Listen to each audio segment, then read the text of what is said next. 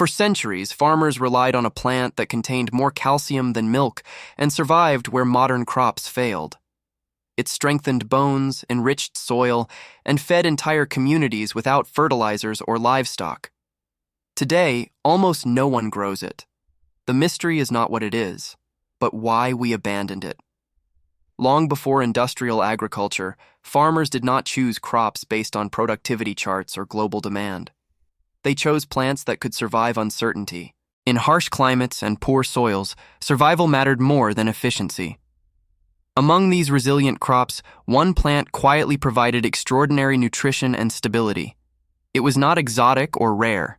It was practical, reliable, and deeply integrated into traditional farming systems that modern agriculture would later dismantle. Today, calcium is associated almost exclusively with milk. Schools, advertisements, and nutrition guidelines reinforce the idea that dairy is essential for strong bones. But this narrative is relatively recent. Before refrigeration and industrial livestock systems, many societies depended on plants to meet their mineral needs. One of these plants contained calcium levels comparable to, and sometimes higher than, milk, without requiring animals, refrigeration, or complex infrastructure. This plant was amaranth. It grew in diverse climates, tolerated drought, and adapted to poor soil. Its leaves were rich in minerals, its seeds packed with protein, and its roots strengthened the soil itself. For centuries, it was not a specialty crop, but a staple. Farmers trusted it because it did not depend on fragile systems. Yet, as agriculture modernized, amaranth slowly disappeared from mainstream fields and diets. The disappearance of amaranth was not caused by failure. It was caused by success, but not its own. Industrial agriculture prioritized uniform crops that could be harvested by machines, transported long distances, and sold at scale. Plants that did not fit monoculture systems were sidelined, regardless of their nutritional value. Amaranth, diverse and resilient, became inconvenient. Over time, it was replaced by crops that were easier to control but less nutritious. Modern gardeners unknowingly inherited the consequences of this shift. Soil became dependent on fertilizers, crops became vulnerable to pests and climate swings, and diets became narrower. Many people feel that food is less nourishing than it once was. They turn to supplements, fortified products, and expensive superfoods. Few realize that a powerful solution already existed in traditional agriculture and was deliberately pushed out of the system. Amaranth was not just food, it was a survival system. Its deep roots improved soil structure, its rapid growth reduced erosion, and its leaves provided minerals during seasons when other crops failed. In times of scarcity, it acted as nutritional insurance. Unlike fragile modern crops, it did not require constant irrigation or chemical inputs. Its value was not measured in yield per hectare, but in resilience per generation. When farmers stopped planting amaranth, the change seemed insignificant. Fields still produced food, supermarkets remained full, and industrial agriculture promised abundance. But over decades, something subtle was lost. Diets became less diverse, soils became less alive, and farming became more dependent on external inputs. What appeared to be progress was also a silent trade-off. Efficiency replaced resilience, and volume replaced nutritional density. Today, only a small number of traditional farmers, indigenous communities, and survival gardeners still cultivate amaranth. They do not grow it because it is trendy. They grow it because it works. In regions where milk is scarce or expensive, amaranth continues to provide calcium and protein naturally. Ironically, while modern agriculture invests billions in synthetic solutions, this ancient crop quietly proves that simpler systems can be stronger. The real question is not whether amaranth can compete with modern crops.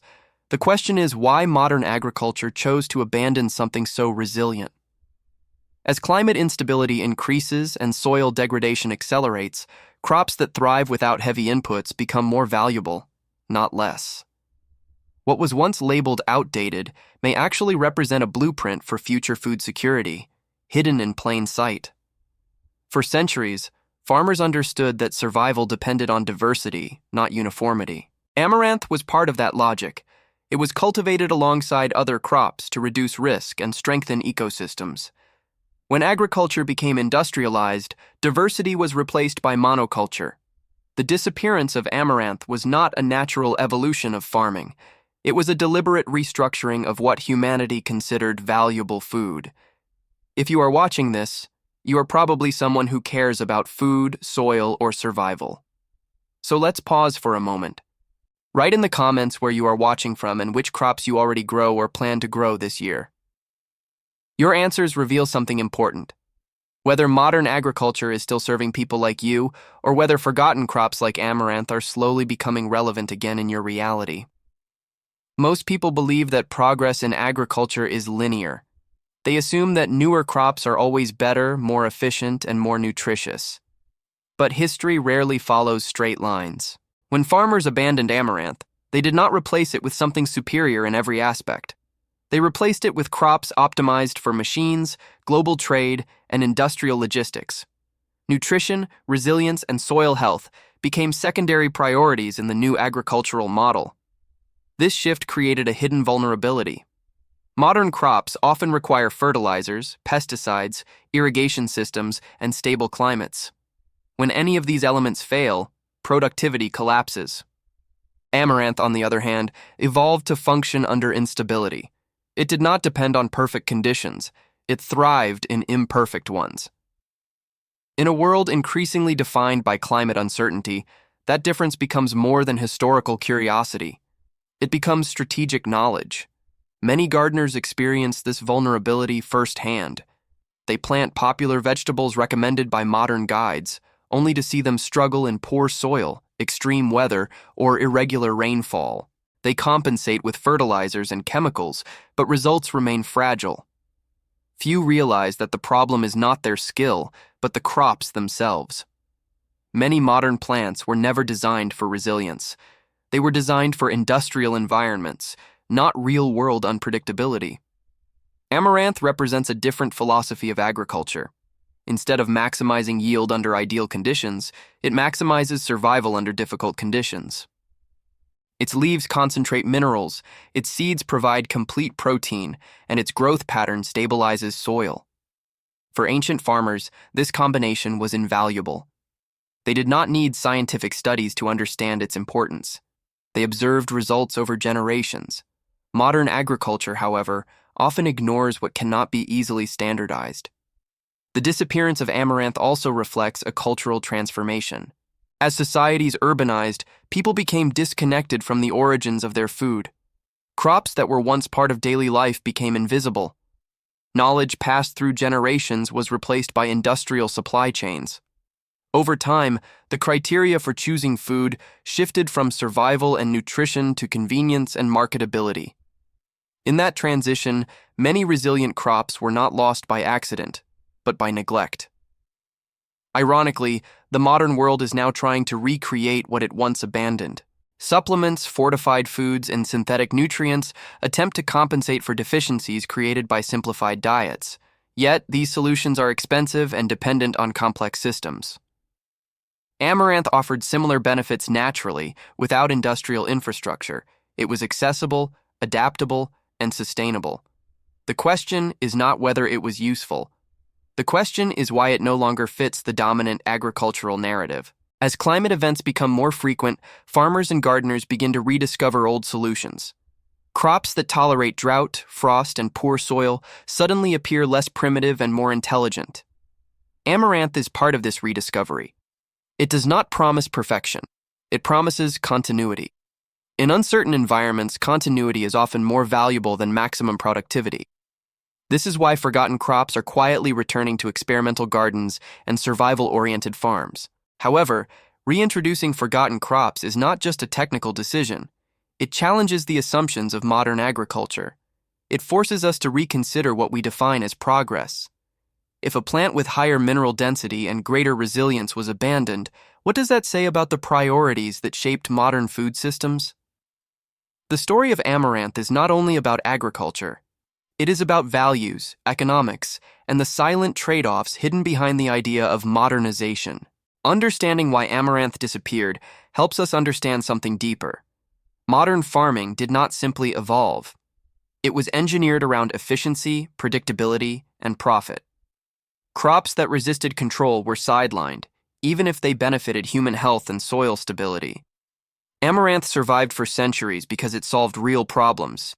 It disappeared because it did not fit a system that prioritized uniformity over resilience. And that contradiction still shapes what we eat today. When we compare amaranth to milk, the contrast reveals more than nutritional data. Milk requires animals, pasture, water, transport, refrigeration, and industrial processing. Amaranth requires soil, sun, and minimal care. Yet modern society treats milk as indispensable and amaranth as irrelevant. This inversion is not based on biology or efficiency. It is based on economic structures that favor centralized production over decentralized resilience. From a nutritional perspective, amaranth challenges assumptions. Its leaves contain high levels of calcium, iron, magnesium, and vitamins. Its seeds provide protein comparable to many grains.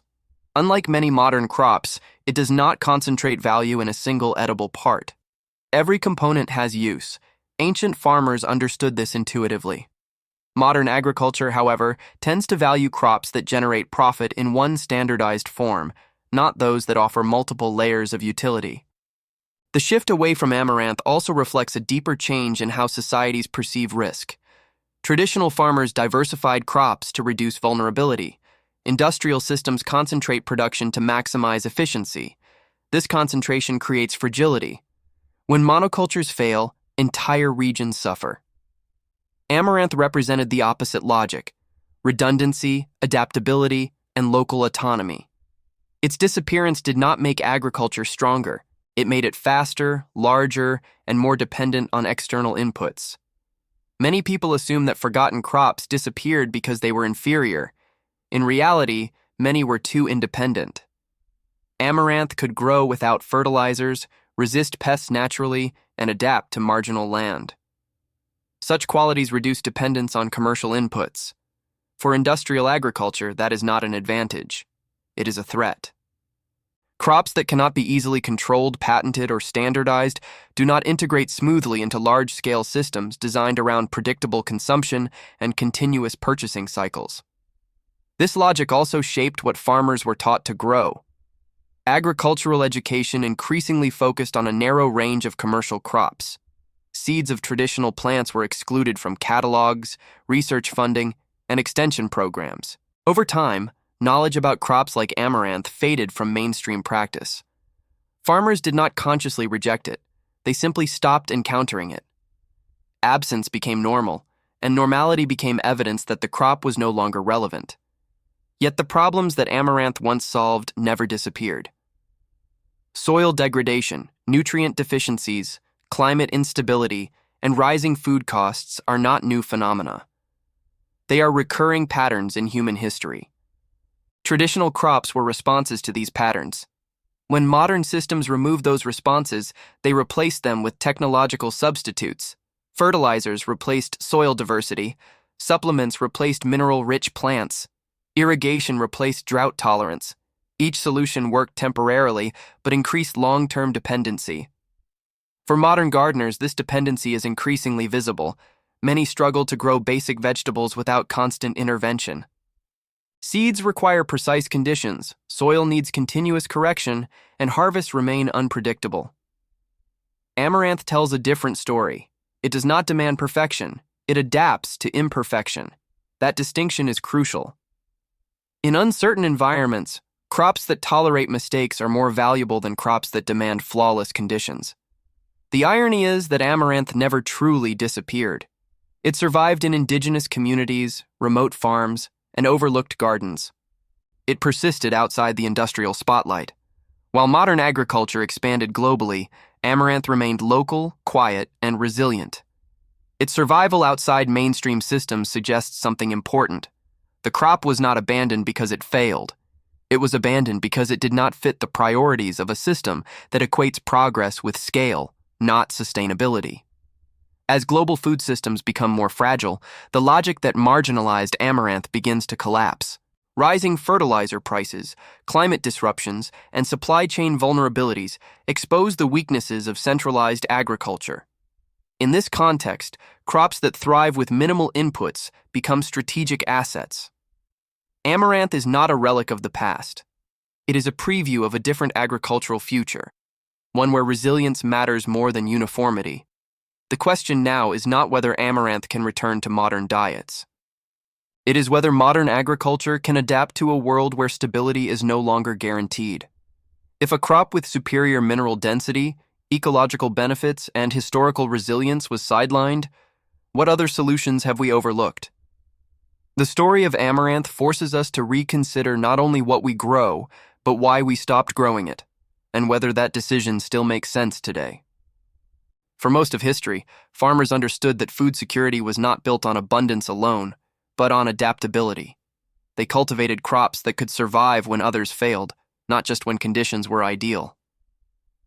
Amaranth was part of this strategy. Its value was not measured by market demand, but by its ability to endure disruption. Modern agriculture reversed this logic, prioritizing performance under perfect conditions rather than survival under real ones. This reversal has consequences that many people feel but cannot easily explain. Food has become cheaper in appearance, but more expensive in reality. Nutritional density declines, while dependency on external inputs increases. Farmers invest more resources to obtain less resilience. Consumers pay more for supplements to replace nutrients that once came naturally from food. Amaranth exposes this paradox. It shows that modern efficiency often hides structural weakness beneath impressive productivity. When agriculture depends on fertilizers, pesticides, and long supply chains, it becomes vulnerable to disruptions far beyond the field. A drought, a geopolitical conflict, or a logistical failure can collapse entire systems. Amaranth operates differently. It does not require constant intervention to survive. Its strength lies in autonomy. That autonomy made it indispensable in traditional societies and inconvenient in industrial systems that depend on controlled, predictable consumption patterns. Many modern farmers are beginning to rediscover this reality. They experiment with forgotten crops not out of nostalgia, but out of necessity. When conventional crops fail under extreme weather or degraded soil, resilient plants become alternatives rather than curiosities. Amaranth's ability to thrive under stress challenges the assumption that modern crops are inherently superior. It suggests that progress in agriculture has not been linear, but selective, shaped by economic priorities rather than ecological intelligence. The rediscovery of amaranth also reveals how fragile collective memory can be. Entire generations grew up without knowing that such a plant existed, let alone that it once played a central role in human survival. When knowledge disappears, it does not vanish suddenly. It fades quietly, replaced by simplified narratives about food and nutrition. The story of amaranth is a reminder that what we consider normal food is often the result of historical choices, not natural superiority. In many regions, the return of forgotten crops is happening silently. Small farmers, survivalists, and experimental gardeners reintroduce plants like amaranth into their fields. They are not trying to compete with industrial agriculture. They are trying to reduce dependence on it. This movement is not ideological. It is pragmatic. When food systems become fragile, local resilience becomes valuable. Amaranth is not a symbol of the past. It is a tool for navigating uncertainty. However, reintroducing resilient crops raises uncomfortable questions. If a plant with superior nutritional and ecological qualities was removed from mainstream agriculture, what does that reveal about the priorities that shaped modern food systems? It suggests that convenience, scalability, and profit often outweighed health, sustainability, and resilience. Amaranth forces us to confront the possibility that modern diets are not the result of optimization, but of compromise. The more we analyze amaranth, the clearer its role becomes. It was not abandoned because it failed farmers. It was abandoned because it did not align with a system designed for mass production and centralized control. Crops that empowered local communities were replaced by crops that integrated seamlessly into global markets. In that transition, agriculture gained efficiency but lost autonomy. Amaranth stands as evidence of what was sacrificed in the name of modernization. Today, the world faces conditions that resemble the uncertainties of the past: climate volatility, soil exhaustion, and rising food costs. Under these pressures, the logic that once justified the abandonment of resilient crops begins to unravel. Plants like amaranth are no longer relics. They are strategic resources. Their ability to provide nutrition without heavy inputs makes them increasingly relevant in a world where stability can no longer be assumed as permanent. If modern agriculture was truly superior in every dimension, forgotten crops would have disappeared completely. But amaranth survived on the margins, preserved by communities that understood its value. Its persistence reveals a contradiction. What industrial systems rejected, nature and tradition preserved. The story of amaranth is not only about a plant. It is about two competing visions of food, one built on control and scale, the other on resilience and continuity. When we look at amaranth today, we are not just rediscovering a plant. We are rediscovering a forgotten logic of survival. For centuries, farmers did not ask which crops were trendy or profitable. They asked which crops would still be there when everything else failed. Amaranth answered that question repeatedly. Its disappearance was not a natural evolution of agriculture, but a strategic forgetting shaped by economic and cultural forces. The modern world often assumes that progress means replacement. Old systems are discarded, new ones take their place. But agriculture does not follow the same rules as technology. A faster system is not always a stronger one. A more productive crop is not always a more resilient one.